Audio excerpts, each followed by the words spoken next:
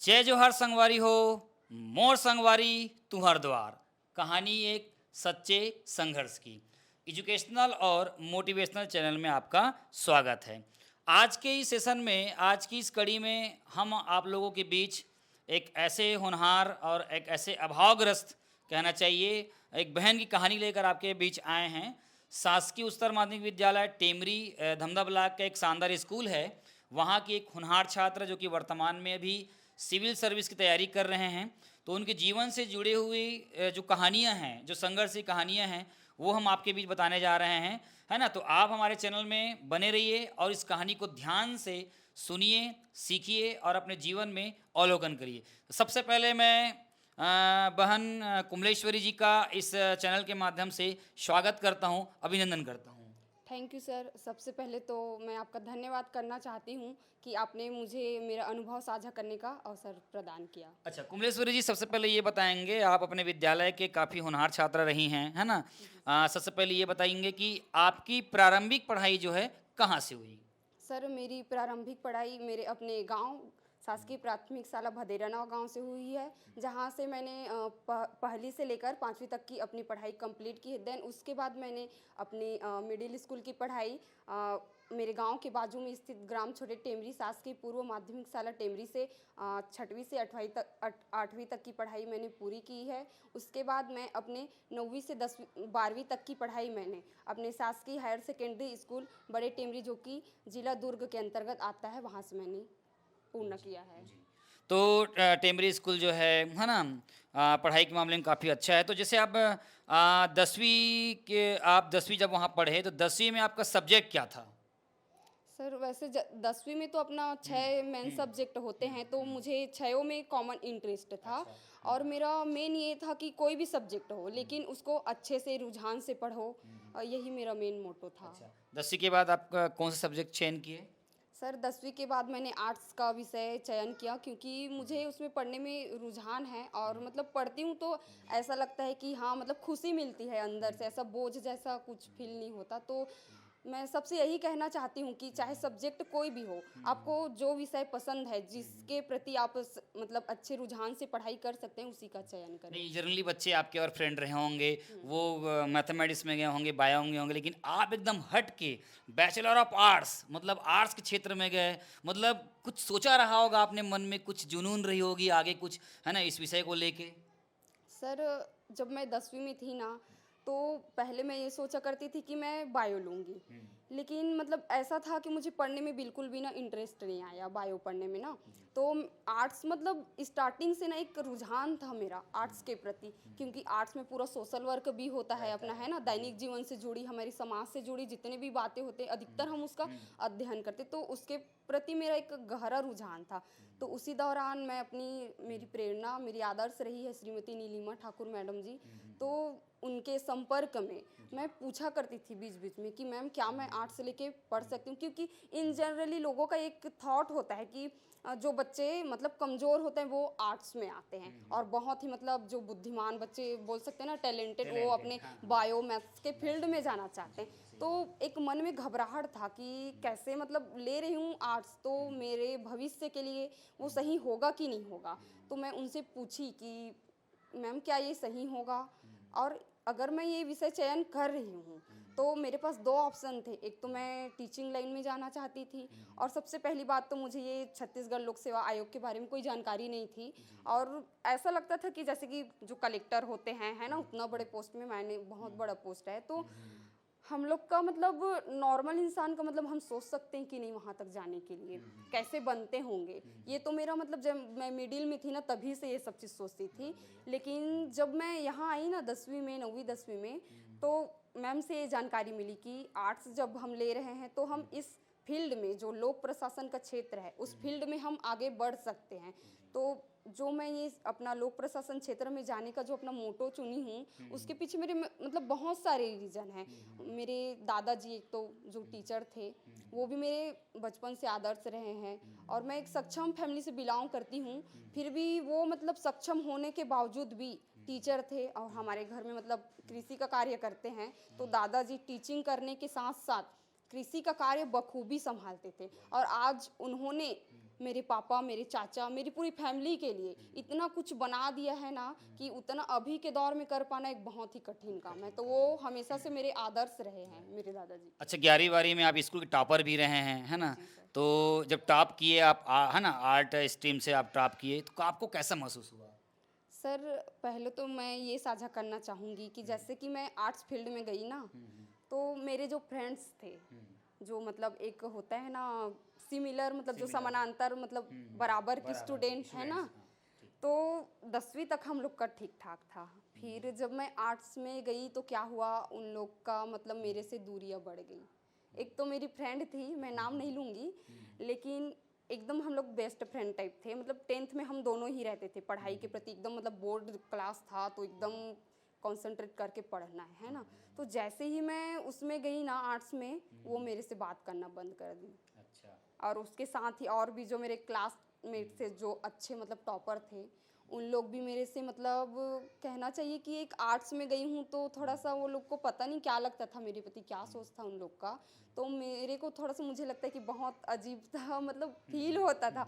और मैं तो डीमोटिवेट हो गई थी, मतलब एकदम अजीब सा कि आर्ट्स ली हूँ, क्या होगा मेरे फ्यूचर के साथ, ऐसा करके। ऐसा होता था कि स्कूल में 11th में जब गई ना, तो स्कूल जाती थी, फिर ना लंच के टाइम तो मैं छुट्टी लेके घबराहट में घर भी चली जाती थी।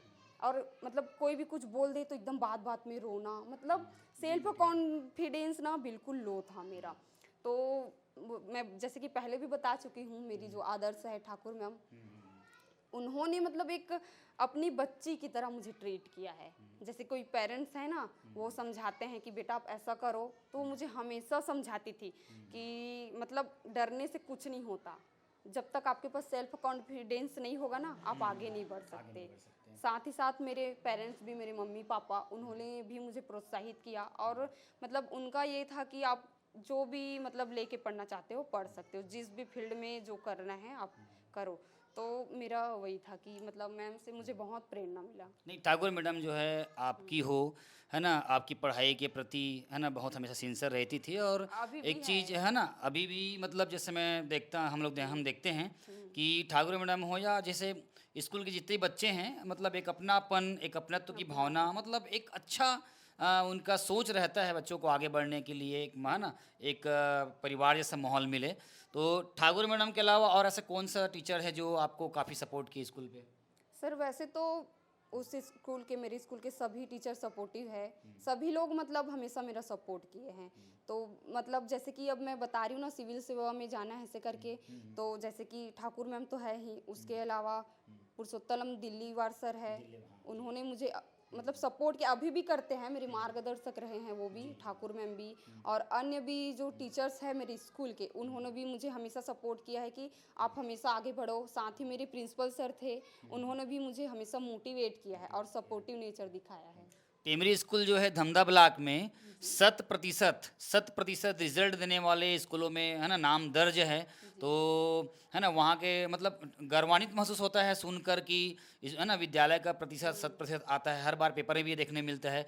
तो क्या, किस नज़र से आप देखते हैं, क्या ऐसे मेहनत, क्या ऐसा सोच है ना वहाँ की? सर सबसे पहले तो यही बताना चाहूँगी कि मतलब धमधा ब्लॉक में जो अपना टेमरी स्कूल है, वो टॉप का स्कूल है और उसकी मैं छात्रा हूँ, तो इसके लिए मुझे बहुत गौरवान्वित महसूस होता है।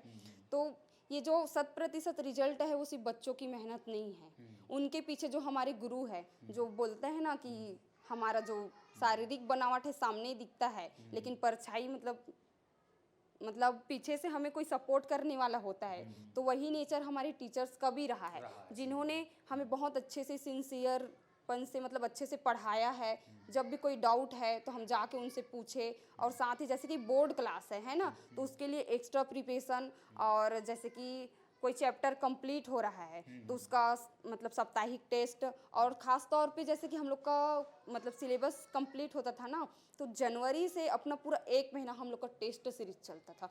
तो वो एक ऐसा चीज़ है ना, जो बच्चे साल भर भी जो नहीं पढ़े हैं ना, वो अगर टेस्ट को ईमानदारी से अगर 1 महीने भी टेस्ट में अपनी तैयारी कर ले तो बहुत अच्छा उनका तैयारी हो जाता है। हाँ, तो ये बेहतर से बहुत ही बेहतर ये कर सकते हैं। वो स्कूल का बहुत ही पॉजिटिव फैक्ट रहा है। और प्रिंसिपल सर ने भी बहुत ही मतलब सपोर्ट किया है। और साथ ही जो हमारी परीक्षा प्रभारी रही है ठाकुर मैम, उन्होंने बहुत ही मतलब सपोर्टिव नेचर दिखाया है। और मैं तो मतलब उनकी स्टूडेंट रही हूँ जिन्होंने हमेशा मतलब एक्स्ट्रा क्लासेस लेके भी मुझे पढ़ाया है, और साथ ही जो अन्य टीचर है उन्होंने भी एक्स्ट्रा क्लासेस लेके, और जैसे कोई इम्पोर्टेंट क्वेश्चन होते हैं उसको पहले से प्रिपेयर करा देना, ये सब चीज़ें मतलब उनकी तैयारी के कारण जैसे हाँ अभी आप आर्ट्स लेकर पढ़े हैं, तो आर्ट्स में सबसे अच्छा सब्जेक्ट कौन था? मतलब आपका मतलब टॉपिक का, जैसे कोई जैसे भूगोल होता है ना, राजनीति होता है, तो कौन सा सबसे अच्छा लगा आपको? सर आर्ट्स में मैं तो मतलब 11th में ना भूगोल, अर्थशास्त्र और राजनीति विज्ञान लेके पढ़ी हूँ। तो मेरा फेवरेट सब्जेक्ट ना पॉलिटिकल साइंस रहा है, जिसमें मैं अभी भी मतलब पीजी कर रही हूँ। पीजी फर्स्ट ईयर इस साल है मेरा। तो और इसके साथ ही मेरा मतलब एक और सब्जेक्ट है अर्थशास्त्र, जो ठाकुर मैम लेती थी। मतलब एक होता है ना जो सब्जेक्ट अच्छा भी नहीं लगे, लेकिन जो पढ़ाने वाला होता है उसके कारण भी हमारा रुझान उसके प्रति बढ़ जाता है। तो इतना बेस्ट तरीके से पढ़ाती थी ना, नोट्स बनवाती थी। मेरा नोट्स अभी भी रखा है, बहुत ही अच्छा उन्होंने नोट्स बनवाया है। तो मतलब ऐसे तो मुझे सभी सब्जेक्ट प्रिय है, लेकिन दो मतलब ज़्यादा था, अभी तो पॉलिटिकल साइंस और वो था अर्थशास्त्र। अच्छा, जैसे अभी छोटे बच्चे जैसे 10वीं से 11वीं आएंगे, है ना, जी या 11वीं आएंगे, तो अगर मान लो की बात आर्ट सब्जेक्ट लेना चाहेंगे, तो उनके लिए क्या संदेश देंगे कि किस तरह तैयारी करें उन लोग? सर सबसे पहले तो मैं ये कहना चाहूँगी कि टेंथ के बाद, टेंथ में ही बच्चे को अपना जो टारगेट है ना, किस फील्ड में उनको जाना है उसको निर्धारित कर लेना चाहिए। और जैसे कि मैं ये बोलना चाहूँगी कि कोई भी सब्जेक्ट छोटा बड़ा नहीं नहीं होता, होता, सही बोल रहे हो। है ना, उसका सबका अपना अपना इम्पोर्टेंस है।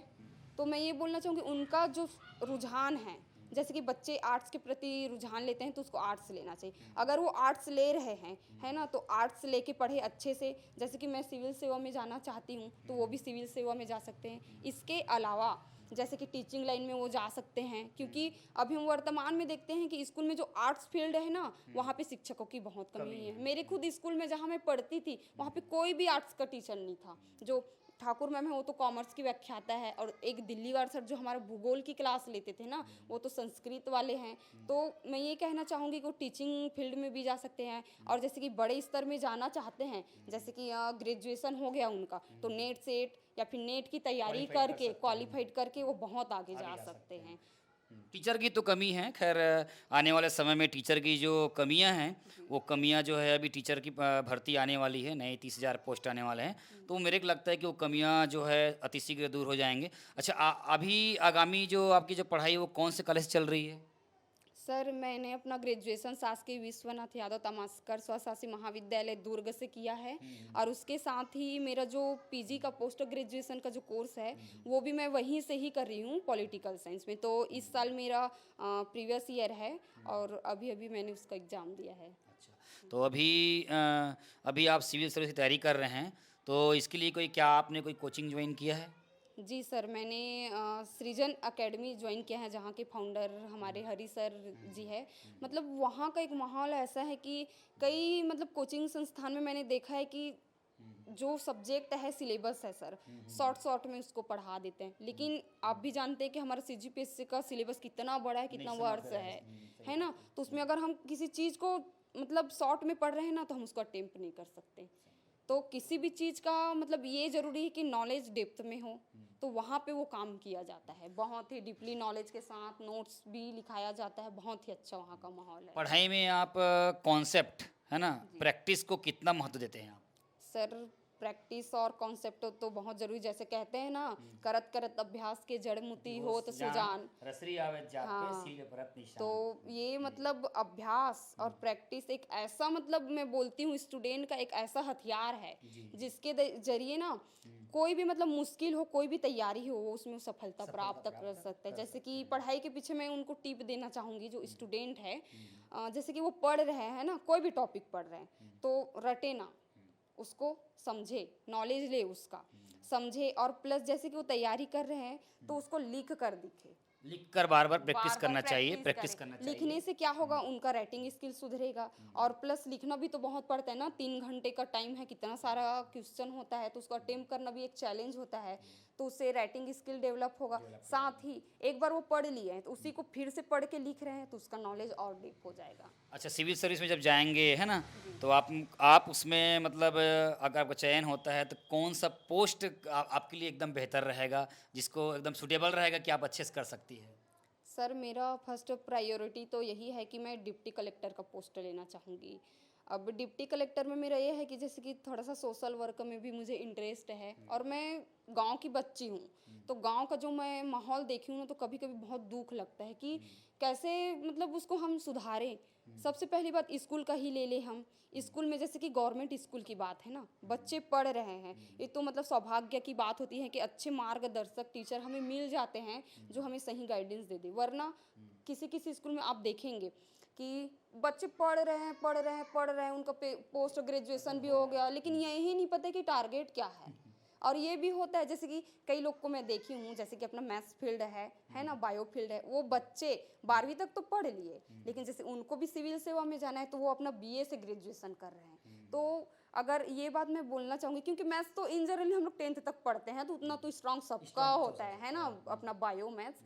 तो जैसे कि सीजीपीएससी का जो सिलेबस होता है ना, उसमें अपना हम 70% अपना जो आर्ट्स का है वो सारे सब्जेक्ट आते हैं। तो मैं जैसे कि अभी पढ़ रही हूँ तो मुझे आसानी होती है, तो बच्चे अपना फील्ड चेंज करते हैं। तो मैं ये कहना चाहती हूँ कि बच्चे जो है ना स्कूल लेवल में, उनके लिए एक सेमिनार आयोजन होना चाहिए कि जैसे कि उनका जो टारगेट है तो कैसे वो आगे बढ़ सके, क्योंकि यही चीज़ है कि बच्चे को ये पता ही नहीं है कि कैसे हमको स्टेप दर स्टेप आगे लेना है, कैसे आगे बढ़ना है। तो ये बहुत बड़ी भ्रांति है, जिसके लिए मैं चाहती हूँ कि सरकार की ओर से भी, और अगर सक्षम है हमारे टीचर, तो मतलब एक सेमिनार कम से कम महीने में 1-2 बार आयोजित करे, गाइडलाइन उनको दे बच्चे को, ताकि वो एक सही मार्गदर्शन में आगे बढ़ सके। नहीं, अभी और देखने मिलता है कि कई बच्चे बायो और मैथ्स लिए रहते हैं, है ना? उसके बाद भी कॉलेज में जाने के बाद बीए में उतर जाते हैं, हाँ हाँ है ना? जी सर। दूसरी तरफ और एक चीज़ देखने मिल रहा है कि कई बच्चे इंजीनियरिंग कर रहे हैं, बीटेक कर रहे हैं, और बीटेक या इंजीनियरिंग जो भी करने के बाद फिर वो लोग भी सीजीपीएससी में आ रहे हैं, और ख़ास बात ये है कि वो पोस्ट भी ले रहे हैं, जी क्योंकि मेहनत भी कर रहे हैं और हाँ पोस्ट भी ले रहे हैं, है ना? इसके बारे में क्या बोलना चाहेंगे आप? सर, मेहनत एक ऐसी मतलब हम बोल सकते हैं कुंजी है जिसके जरिए हम कोई भी चीज़ प्राप्त कर, जैसे आप बता रहे इंजीनियरिंग बीटेक के लोग भी आके मतलब अभी देख रहे हैं कि सीजीपीएससी हो चाहे यूपीएससी हो, सब बहुत लोग सिलेक्शन ले रहे हैं उससे। तो उसमें मैं ये कहना चाहूँगी कि कहीं ना कहीं जो सिलेक्शन ले रहे हैं वो एक तो टैलेंटेड पर्सन है, जो अपने मतलब बीटेक मैथ्स पढ़े हैं, तो जाहिर सी बात है वो अपना ये भी कवर कर ले रहे हैं। अभी भैया लोग जो हैं, लड़के लोग ज़्यादा नहीं पढ़ रहे हैं, ज़्यादा, है ना, एग्ज़ाम क्लियर नहीं कर पा रहे हैं। बहनें जो हैं वो एग्ज़ाम ज़्यादा क्लियर कर रहे हैं, और अधिकांश लड़कों का जो नौकरी है, जी लड़कों का जो नौकरी है, अधिकांश बहनें लोग जो है खा जा रहे हैं, खींच ले जा रहे हैं। इसके बारे में क्या कहना चाहेंगे? उनकी तैयारी किस लेवल की होती होगी? सर, सबसे पहले बात तो ये है कि पहले का जो समय था, लड़कियों को उतना फ्रीडम नहीं था, नहीं तो ये अभी का जो दौर है ना वो बहुत पहले आ जाता। तो कहीं ना कहीं जो लड़कियों को जो फ्रीडम मिला है ना पढ़ने का, उनको अपनी योग्यता दिखाने का, वो एक फैक्ट है कि अभी जो मतलब लड़के जो पीछे हुए हैं ना लड़कियों से, वो एक मेन कारण है। और प्लस मैं देखती हूँ अभी की मतलब कई लोग की घर की परिस्थिति भी, जैसे कि लड़के जो होते हैं तो उनको मतलब एक एज के बाद घर की जिम्मेदारी ले लेना पड़ता है। तो कई लोग जैसे कि मेरी ही बहुत से क्लासमेट हैं, उन लोग ने मतलब 12वीं पढ़ के मतलब पढ़ाई छोड़ दिया और काम पकड़ लिया। लेकिन कई लोग ऐसे भी हैं जो पढ़ाई के प्रति पता नहीं क्यों इंटरेस्ट नहीं दिखाते। और लड़कियों लोग का ऐसा है कि उनको किसी भी हालत में अगर सम्मान पूर्वक स्वतंत्रता पूर्वक अगर जीवन जीना है ना, तो उनको अपने पैर में सेल्फ डिपेंड होना बहुत ही जरूरी। इसलिए भी ये चीज़ मतलब देखने को मिलता है कि लड़के पीछे हो रहे हैं। उनका तो मतलब ये है कि कोई ना कोई काम करना ही है, लेकिन लड़कियों का एक हो जाता है कि शादी करने के बाद जो हस्बैंड होते हैं उसी के प्रति मतलब निर्भरता।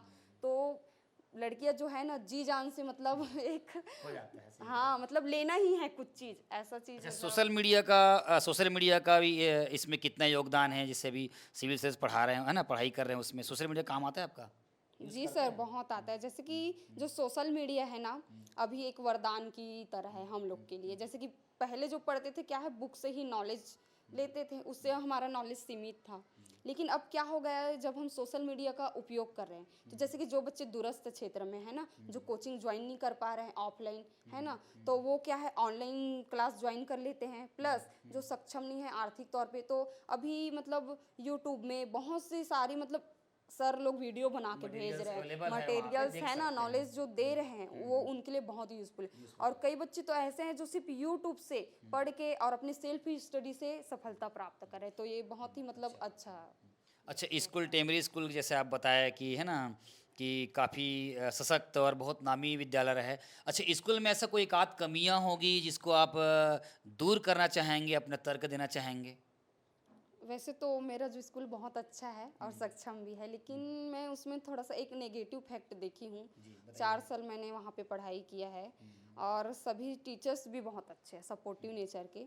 लेकिन मैंने वहाँ पे एक देखा है कि जैसे कि सब्जेक्ट को लेकर बच्चे के मन में जो मानसिकता है ना, असमानता की मानसिकता है। जैसे कि जो बायो वाले हैं, मैथ्स वाले अपने को बहुत मतलब ऊँचे समझते हैं, जो आर्ट्स वाले हैं उनको नीचे। तो मुझे लगता है कि बच्चे के मन में ये मानसिकता एकदम अचानक से डेवलप नहीं होगी, है ना? तो कहीं न कहीं इसके पीछे कारण है। तो मैं टीचर्स को ये बोलना चाहूँगी, मैं मतलब पर पर्सन तो मैं किसी को नहीं बोल रही हूँ, लेकिन एक मैं बोलना चाहूँगी कि वहाँ एक ऐसा माहौल क्रिएट क्रिएट किया करें, जाए। है ना? कि बच्चों में इक्वालिटी हो और सभी सब्जेक्ट का वो सम्मान करे। और ये भी होता है सर कि जैसे कि वो आर्ट्स के प्रति रुझान रखना है ना? लेकिन वही मानसिकता, समानता समानता छोटा-बड़ा उसके कारण अगर उसको इसमें रुझान है, तो चाह के भी वो दूसरे सब्जेक्ट में चला जा रहा है। फिर इसके कारण रुझान ना होने के कारण वो आगे जब बढ़ रहे हैं ना, तो ये सब चीज़ उसको दिक्कतें आ रही। तो मैं मैम लोग से मतलब सभी शिक्षकों से ये अनुरोध करना चाहूँगी, सभी स्कूलों में, कि बच्चों को वो समानता की स्थिति दे और सभी सब्जेक्ट का सम्मान करना सिखाए। और सबसे पहली बात तो उनको ये बताए कि कोई सब्जेक्ट छोटा बड़ा नहीं होता, उनको अच्छा मार्गदर्शन दे और वो जिस फील्ड में जाना चाहते हैं उस फील्ड में आगे हाँ, बढ़े। एक टीचर के लिए जो है सभी स्टूडेंट्स एक समान होते हैं, है जी ना? सर। और जैसे बताया बहुत अच्छा लगा हमको जान के। अच्छा, ये आप पढ़ाई के दरमियान जो अभी अभी कितना घंटा पढ़ती है आप? सर अभी तो मतलब 5-6 घंटा पढ़ती हूँ। जैसे कि मेरा सुबह क्लास रहता है ना, वहाँ से आके 1-2 घंटा रेस्ट करके फिर अभी दोपहर में पढ़ लेती हूँ। फिर दोपहर में 2-3 घंटा, फिर वही 1-2 घंटा अपना शाम को भी, है ना? 2-3 घंटा। तो फिर सुबह फिर मेरा क्लास रहता है, तो जल्दी भी उठना पड़ता है, तो और प्लस मतलब वहाँ का भी क्लास का वो करना पड़ता है, तो अदर भी पढ़ना है, तो दोनों को मैनेज करके चलना पड़ रहा है। नहीं, बहुत-बहुत धन्यवाद आपका। इसके अलावा अगर कोई और आप कुछ बात अगर साझा करना चाहते हैं तो कर सकते हैं। सर मैं मतलब इस मंच के माध्यम से, मोर संगवारी चैनल के माध्यम से मैं मतलब मेरी जो प्रेरणा रही है, आज मैं जिस लेवल पे अपने मतलब जीवन में यहाँ पे जो बैठी हूँ और अच्छे एक मार्गदर्शन के तौर पे ही मतलब मैं यहाँ पे हूँ, तो मैं ठाकुर मैम का आभार व्यक्त करना चाहूँगी। उनके बारे में मैं जितना भी बोलूँ ना कम है, क्योंकि उसने मुझे मतलब एक माँ होती है ना, वैसे टाइप से मुझे सपोर्ट किया है और अभी भी मेरी मार्गदर्शिका है, हमेशा सपोर्ट करती है। जैसे कि क्लास का एक्स्ट्रा टाइम होता था ना, तो मैं जाके मतलब उनसे पढ़ लेती थी, अकेले पढ़ लेती थी मतलब जो चैप्टर है तो मैम मुझे समझ नहीं आ रहा है, तो वो अपना टाइम निकाल के ना मुझे अकेले पढ़ाती थी। और मेरे लिए ही नहीं भाई, सभी स्टूडेंट को वो बोलती भी थी कि जैसे कि मैं जाके पढ़ती हूँ, आप जाके पढ़ लो। तो उनका जो व्यवहार है ना, सपोर्टिव नेचर, वो बहुत ही अच्छा है। और क्या ही बोलूँ, मतलब उनके बारे में बोलने के लिए मेरे पास वक्तव्य नहीं है।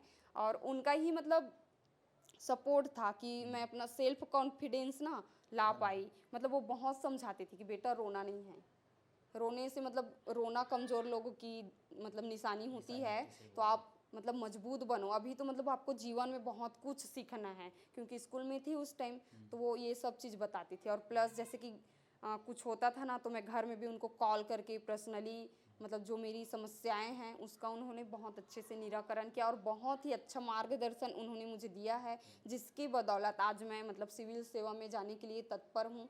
और पुनः मैं उनका मतलब आभार व्यक्त करना चाहती हूँ। पढ़ाई के दौरान कभी नर्वस हुई है आप? सर बहुत, सबसे ज़्यादा मतलब 10th तक तो मेरा बहुत अच्छा था सेल्फ कॉन्फिडेंस ना। वही जब 11th में आई ना, तो पूरा तरह से मैं ना डीमोटिवेट हो चुकी थी, एकदम किसी भी चीज़ में रोना, एकदम घबरा जाना, मतलब मेरा तबीयत भी डाउन हो गया था उसके चक्कर में।